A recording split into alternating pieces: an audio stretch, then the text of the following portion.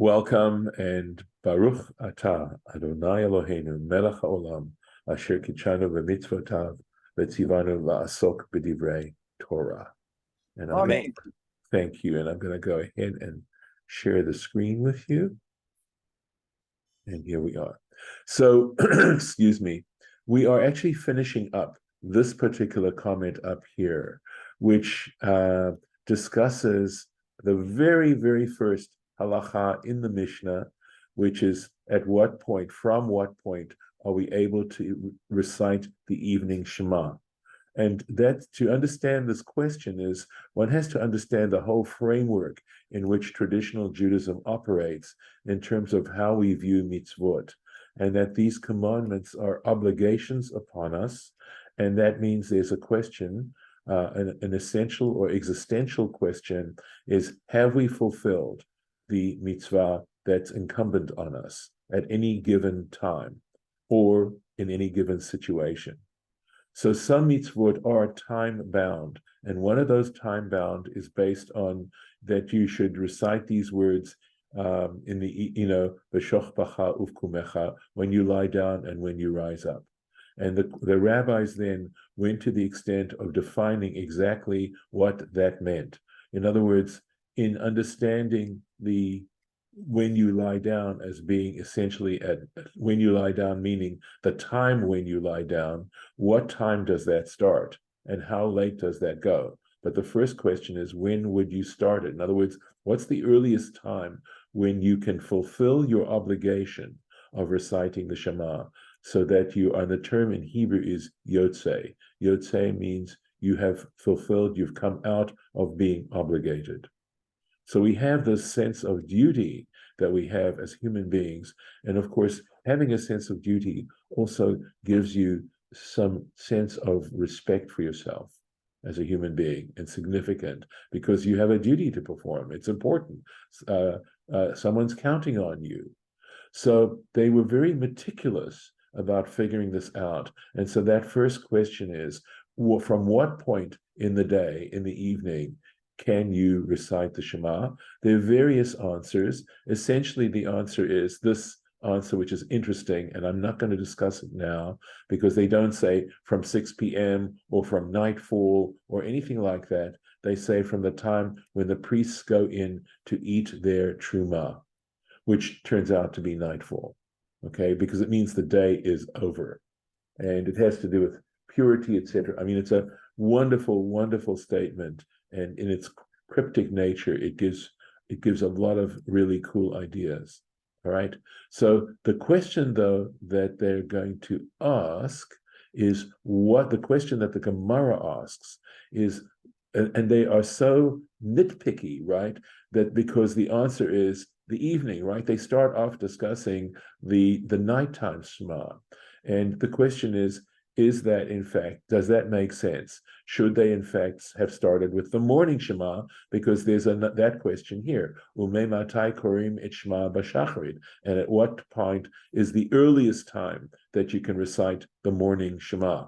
And by the way, the question is, and fulfill your obligation, and how late, right? That's going to be asked as well. How late do you have? What's the bracket time that you have to fulfill this obligation? But the question being asked here, yeah, and by the way, just to be a little complete, it has a very different kind of answer. And again, it doesn't say from 7 a.m. or from daybreak or from sunrise or any of those things. It says from a time when you can tell the difference between tchelet, which is a color in the tzitzit, from white. If you can distinguish those two colors, then it's time to say the Shema in the morning, the earliest time you can say it. So the question that the Gemara is saying is, but look at the order. It starts off with the nighttime Shema, and then it talks about the morning Shema. And the question is, well, why not the reverse? Why not start with the morning Shema? And the answer is that because the creation of the world starts, it says evening and morning. So you start off with the evening Shema and then the morning Shema. And then, of course, we now have this footnote where he talks about, well, why is that even a legitimate question? And he gives some reasons as to why it might be have legitimate. There is reason to argue that one could say the morning Shema first, but this is considered a compelling argument as to why we start in the evening. So here, just finishing up the footnotes on this, because this is another footnote associated with what we just read. It says V'yein od, which means see further me'inyan zeh, regarding this question, lefanenu, ahead of us, right? But parshat ve'echanan. So you have to go all the way to Deuteronomy, the second parsha in Deuteronomy, because, by the way, that is the parsha where we find the first paragraph of the Shema. We find the statement Shema Yisrael and Va'avta et Hashem Elokecha, right? Hear, O Israel, the Lord our God, the Lord alone, and also you shall love the Lord your God with all your heart, with all your soul, with all your might. That paragraph and what follows, right? And there's the pasuk, the verse he says that he's referencing in this commentary of his, V'shoch bacha uvkumecha, when you lie down and when you rise up. Which, by the way, would be another reason, right? Because it says when you lie down. Well, that would be the nighttime Shema, right? So, okay. Uve Parsha Tavo, and in the Parsha of Ki Tavo, also in the book of Deuteronomy, later on, but Pasuk Ufachadata Yomam Valayla. And this is the Parsha of Ki Tavo is notable for these extensive curses that are mentioned in this particular Parsha, should the Jewish people not obey God and not serve God. There are all these curses that are going to occur. And of course, there are also blessings that precede it if they do choose to follow and serve God. So, but in those curses, it's got a curse that says, and you shall be dread, you're going to dread, fear deeply, Yomam Valayla, and there it says day and night, right? So it puts day first and then night.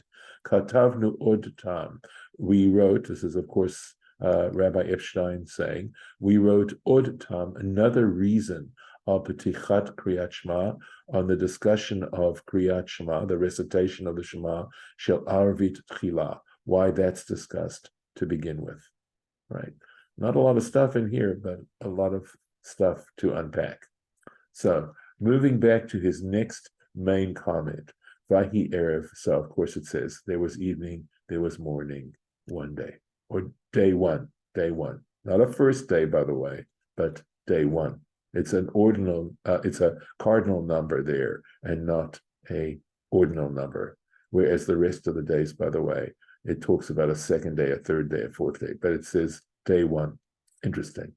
Anyway, Melamed shemidat yom umidat laila beyom rishon nivrau. So this is from Chagiga, Tractate Chagiga, and it teaches the fact that it says that Vahi Erev, Vahi Voker, it teaches that the measurement of the day and the measurement of the night were established on the very first day. And we are going to take a look at his comment on this, which is actually amazing. You'll see in a moment. I hope you'll agree with me. So let's take a look at what he says. Right here. Iyein ma shakatuv beviur drasha zo la'el. So he says, check out to see, check out in the explanation of this this particular drush, this particular interpretation, la'el above sof ot kafal at the end of footnote 26. And we did that. So let's keep going. The iyein beval hamaor, and also vide, check out the work by Baal Hamaor. That is a halachic work that is extant, okay? Perek Kama, I think, unless it could be chapter 100 or the first chapter, the Rosh Hashanah of Rosh Hashanah. I would have to look to know whether this is Perek Kuf or Perek Kama. I feel like it's Perek Kama, but anyway, Rosh Hashanah, the tractate Rosh Hashanah, Shekatov, I believe about, so there is a work called Hamaor, and the Baal Hamaor means not the author of that work, and it's possible that this is a different work he's referencing, which sounds more to me like a commentary on the Talmud. So it could be that this is a different work, just to try to let you know that I'm not certain here. At any rate, it's just a detail. It's not going to affect what we're doing here. Shekatav, he wrote there, de lashon vayhi erev vayhi voker, that the actual language being used, the expression of there was evening and then there was morning, inyano, the whole point of saying vayhi here and vayhi here is to let us know havayat erev vavoker, okay, is to tell us of the creation of the coming into existence of evening and morning. And he's going to explain what that means too.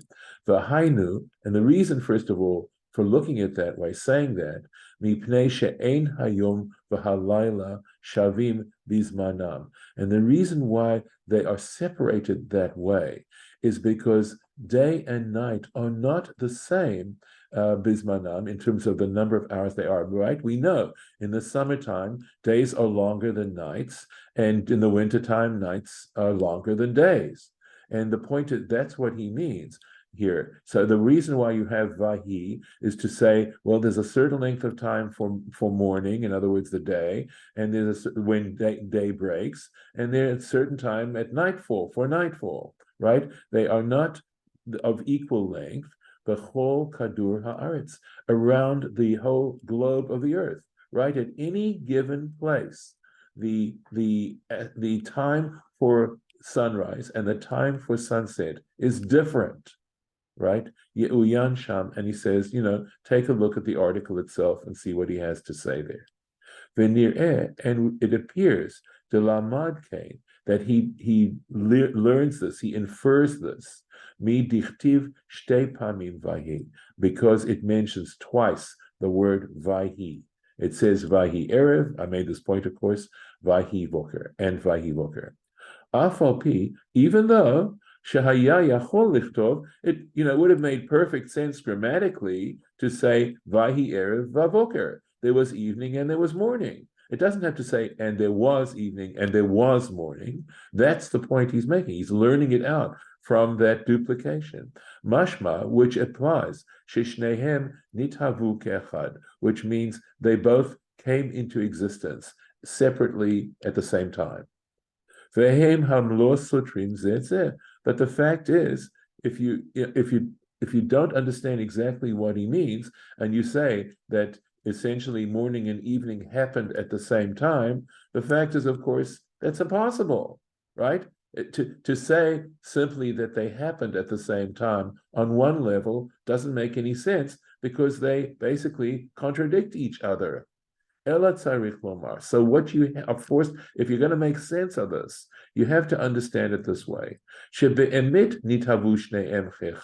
Because in truth, both of them come at the same time. How do they do that?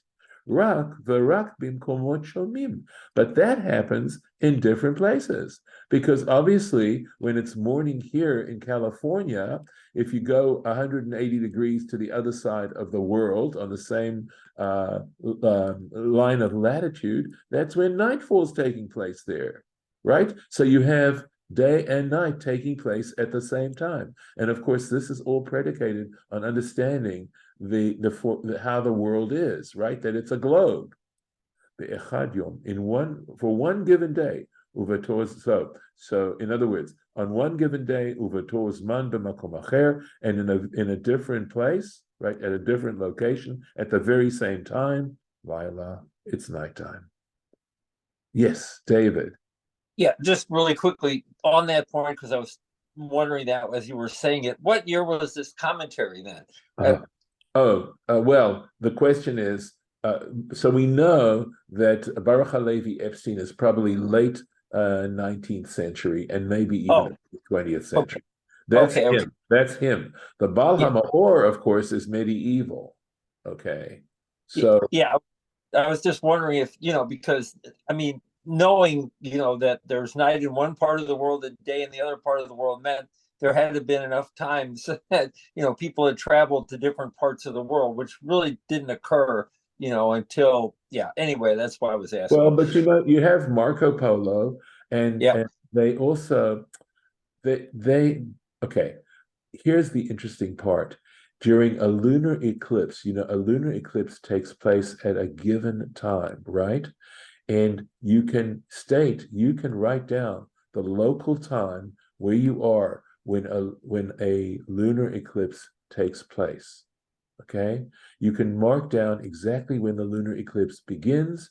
You can mark down exactly when it's at maximum, darkness, and etc. And you can mark that down.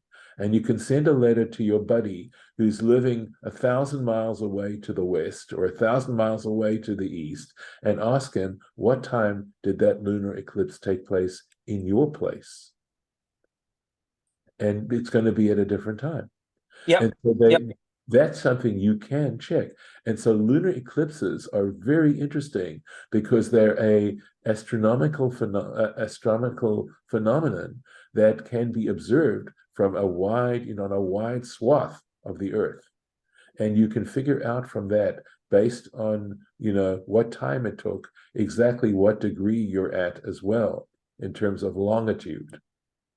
Because it's a discrete event you can measure. Yeah. And not only that, but Yeah. because you can also measure how many miles away along that line your friend lives.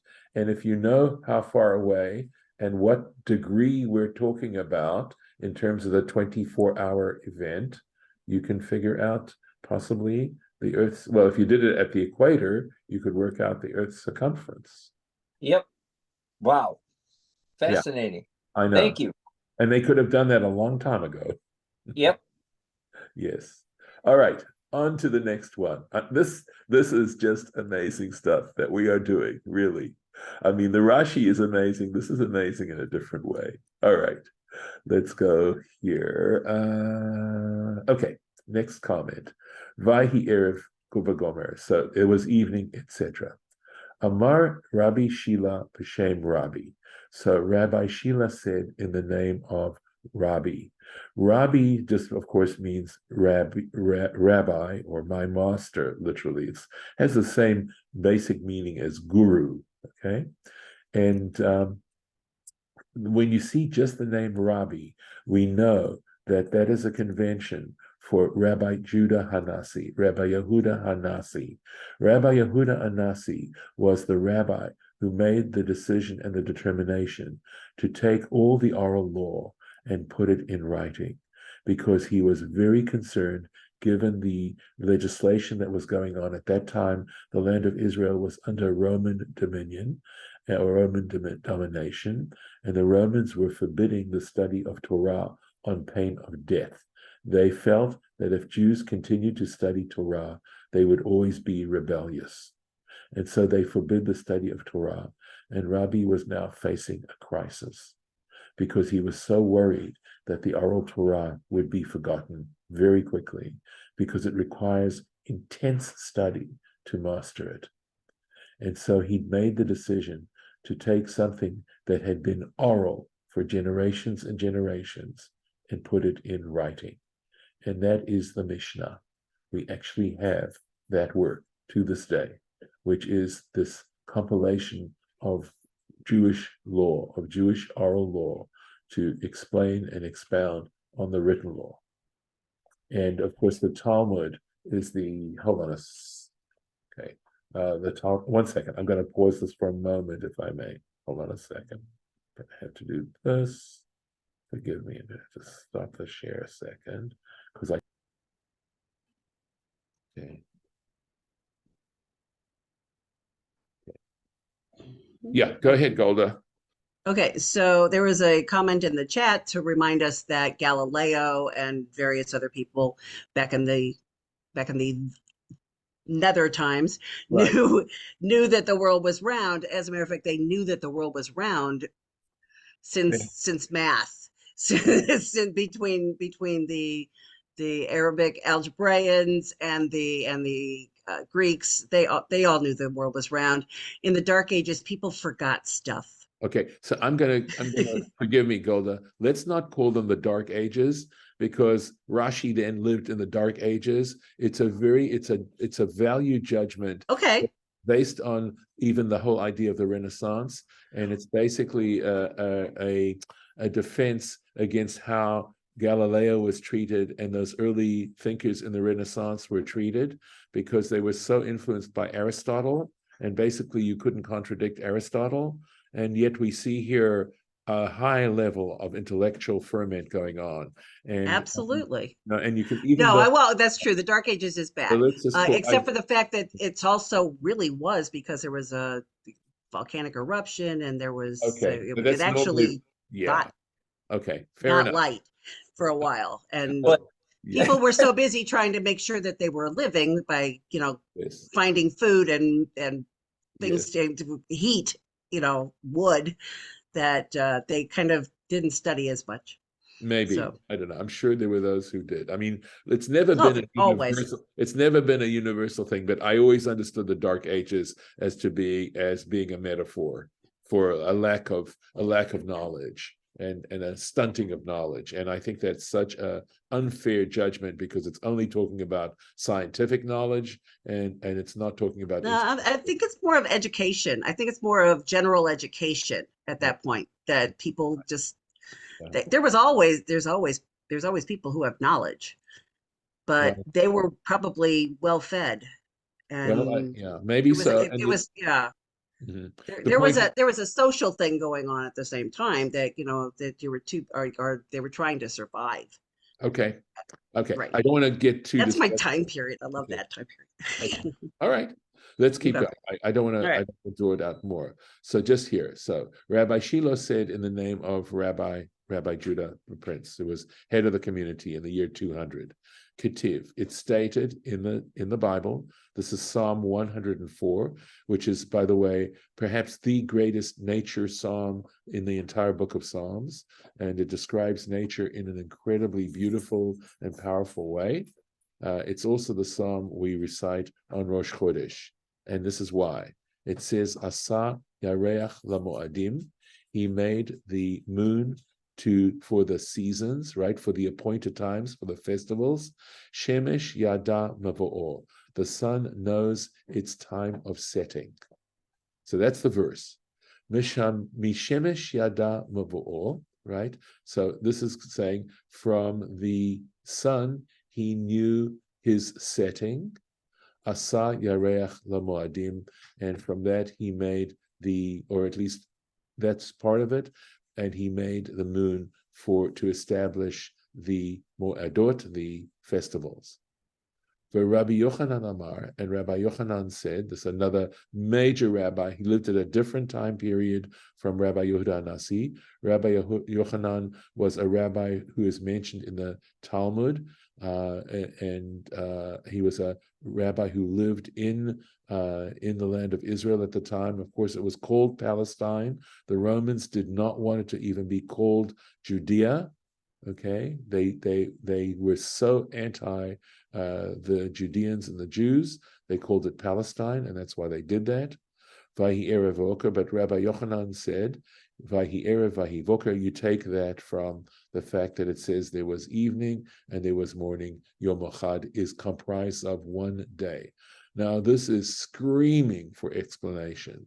And we have in our time like 2 minutes. There's no way we're going to get through words. So I will start it, but we'll continue on Sunday with this. Okay, but let me start. And again, it is just a wonderful, wonderful exposition of what's going to be going on here. Okay, so here we go. Bi'ur ha'inyan. So he very wisely says an explanation of this subject, right, of this matter.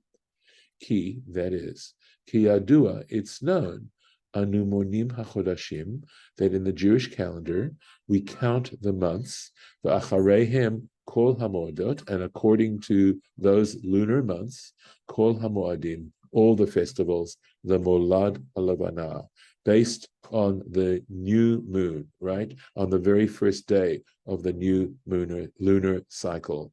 So if it says on the 15th day of the month, we're talking about on the 15th day after the first day of the month.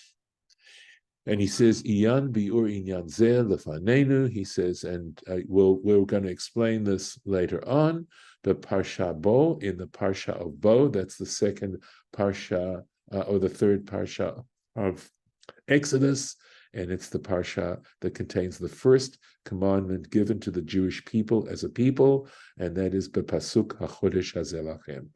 And that is the verse that starts off, it's Genesis chapter 12, verse 2, this month shall be for you. So the question is, what are we talking about, right? But it's going to be discussed later on. That's not our concern here. In other words, why the festivals follow the lunar month as opposed to the solar cycle. V'yadua, it's also known, shechodsha shel levana, that the moment of the new moon, the time when the moon, that, or at least let's say that the lunar cycle, hu kaf tet yom, and a lunar month takes 29 days v'chatzi and a half. In other words, the lunar month is approximately, I would tell you, because he's going to tell you exactly how long, is 29 days and a half a day. So it's approximately 29 days and 12 hours, the time it takes from one new moon to the next new moon. Keshiur hekef halavana, that is the measurement, right? That's of one revolution of the moon around the earth. That's how long it takes. Uvet simsum, and if you're going to be precise about this, kaf tet yom, it's 29 days, yud bet shaot, 12 hours, v'tashtzag chalakim, and 793 chalakim. A chelek is 1/1080th, I think it's actually of an hour. I need to double check. Okay, I don't think it's minutes. So I think it's an hour. I'm going to change that. I need to double check. So that's so they could divide the hour into 10/80th parts, and they could measure, they had a precise measurement of how long the moon took for a complete revolution around the earth. Okay, so it's just slightly more than 29 and a half days. And because of this, because it doesn't take a precise number of days for the moon to do that, im haya hamolad lemashal beyom echad, that if, for example, the new moon took place on Sunday, haya darush, you might think, right, sheyeh Rosh Chodesh be'oto hayom b'sha'at hamolad. You might think then that the beginning of the new month, right, the Rosh Chodesh, should happen on that day, at the moment of the molad, right? So Rosh Chodesh takes place when that new moon takes place. Kamashmala. And for this reason, it teaches us, this is telling us, that despite the fact that technically the new moon takes place on the middle of that day, right, in the course of that day, Monin Rosh Chodesh Ela Miyom Sheni.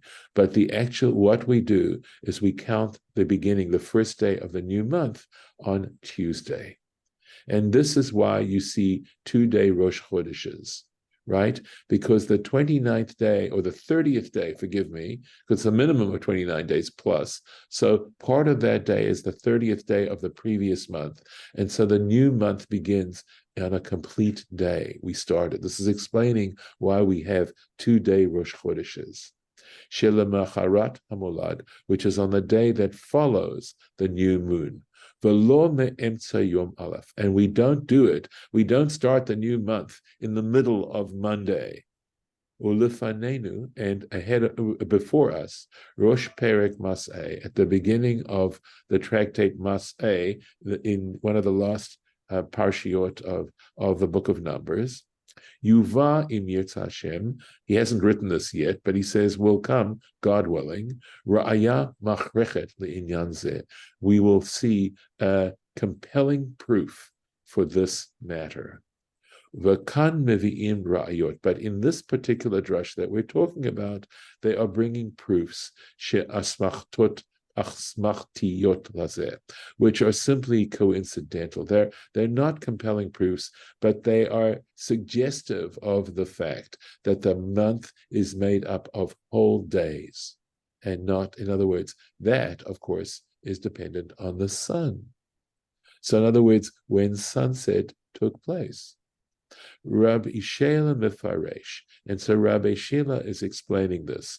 Al Pizeh, this matter, Hapasuk Asar Yareach Lamoadim, right? He's saying that this verse that he quoted, he made the moon for the festivals. Shemesh Yadam Ma'ovo'or, the sun knows its setting. Klomar, that verse, what that verse is really saying is She'az Yitchashvu Hamoadim, that the festivals will be calculated. Lefi Cheshbon Molad Hayareach, they are based on the number of days, in other words, the counting of the new moon, right? Rak acharei biyat hashemesh, but only after the sun has set, shel oto yom, of that day of the new moon. Velo be'emtza yom, and not in the middle of the day. But Rabbi Yochanan is basing this point al lashon pasuk shelefanenu, on the basis of the language of the wording of our verse. Vahi erev, there was evening, there was morning, one day. In other words, a complete day involves evening and morning.